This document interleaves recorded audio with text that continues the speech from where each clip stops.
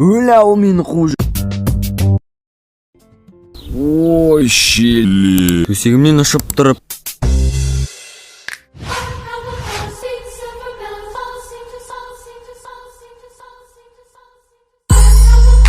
Сәлем достар. Осы мен ютубер болғым келсе, онда бұл бейне саған арналған. Ал ендеше бастайық.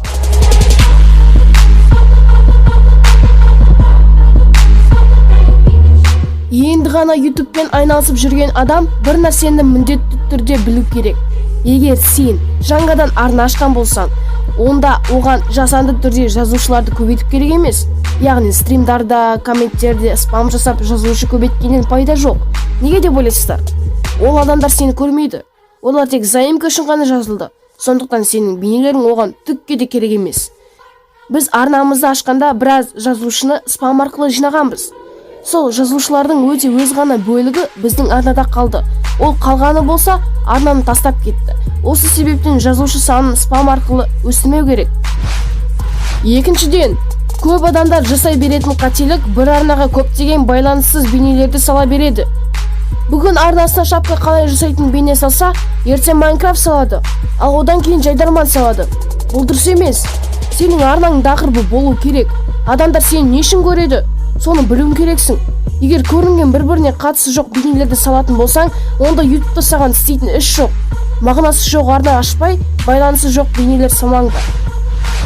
Қиындыққа дайын болу керек. Көп адамдар ютубқа арна ашқанда бір айдан кейін 1000 жазушы жинап, одан кейін ақша тауып тәтті өмір сүруді ойлайды.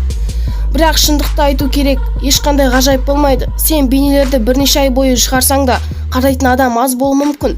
Көптеген күшің, уақытың босқа кетуі мүмкін. Біз осыны айтып тұрған себебіміз, бізде де осындай мәселе болған. Бірнеше ай үздіксіз бейне шығарғаннан кейін біздің жылдам көтерілуіміз деген үмітіміз ақталмады. Содан кейін бейнелер сирек шыға бастады. Егер қазір байқап тұрсаңыз, біздің арнамыз біраз көтерілді. Біз әлде ақша таппасақ та жеткен нәтижеміз бар. Еңбегіміздің жемісін көріп отырмыз.